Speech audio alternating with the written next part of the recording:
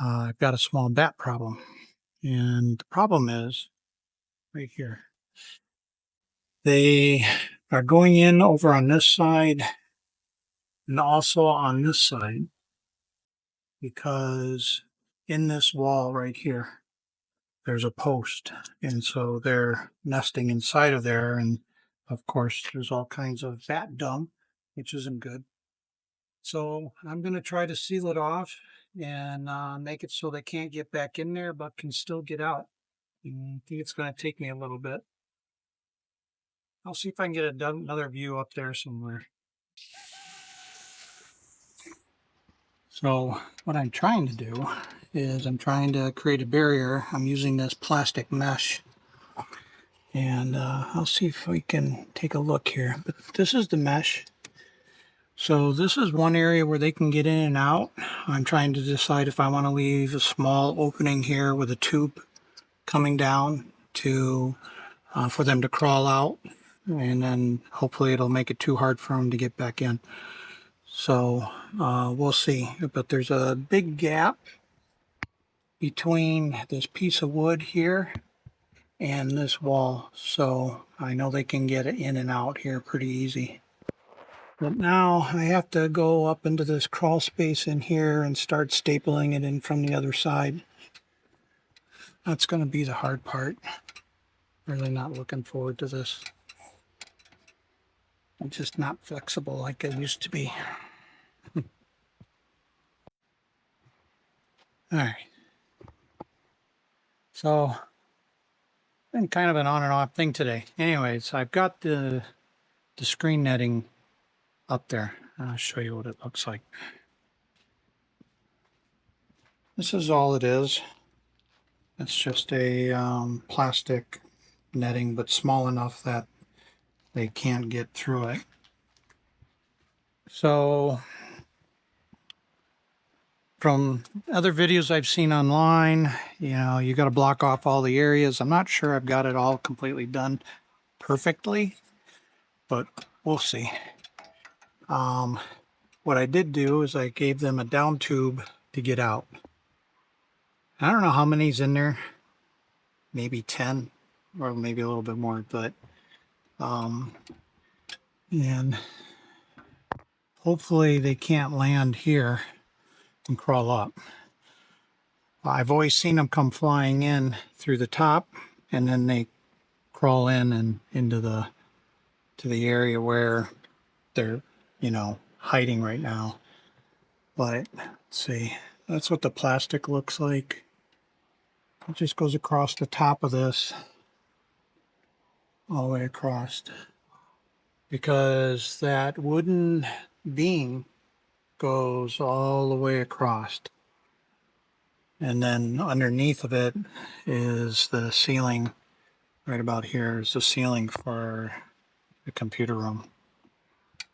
We'll see. Tonight will be the first test. It's nice and warm, so they should be out trying to get bugs. So an update on my my bat relocation project. And so far, at least I've changed where they're coming and going. I now make them come out a certain spot up here, but the pipe that I installed up here, this guy, hoping they would use this as the exit point, and then I could map off or close off all the other areas they have no interest in using. So I'm going to close that out. I'm going to take that pipe out, and I'm going to move it to this end because this is where they're coming out. I'm just not sure where they're going back in yet. So once I put this pipe over here, I think that'll eliminate them coming in and out. At least it'll allow them to come out, but it won't allow them to get back in because I'll put mesh all the way around it. So we'll see. They didn't come out this morning. It was too cold. But today it's going to be up in the upper 70s, so they'll come out tonight. Wish me luck. All right. So if you look up there, I've sealed off that whole hole. Used a torch and melted a pipe so that it would fit into that corner. And then I created a little downspout for them to come out, which means they can't fly back in. At least that's what I've seen on the videos online. And then I put a few more staples in along up there just to make sure it was pretty tight. But I'll have to watch them and see where they're going back in. But my goal is to relocate them. I have, you probably can't see it, but over on the corner of that house, or the shed, I made a bat house. So I'd like to see them move over there or someplace else, but they just eat too many bugs. And I really would like to see less bugs if we can. All right, so I'll see if I can videotape it a little bit tonight.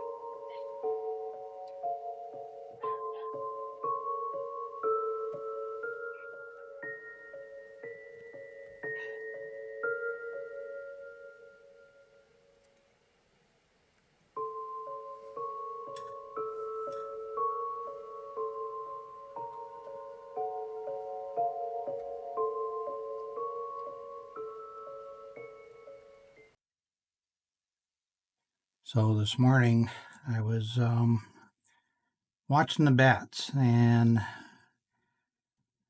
I kept hearing them inside the walls, and I'm like, why are they not disappearing? Because I plugged up all the holes. Well, they found a hole, and some of them were coming back in, though most of them stayed out. So when I saw the hole this morning, I put a piece of wood over it to keep the rest of them from getting in there. But at least 3 came back and are back in the wall. So I'm in the process of trying to plug it. The problem is right here. So I put this piece just now from the other side in there, and they were coming in and going down in between there.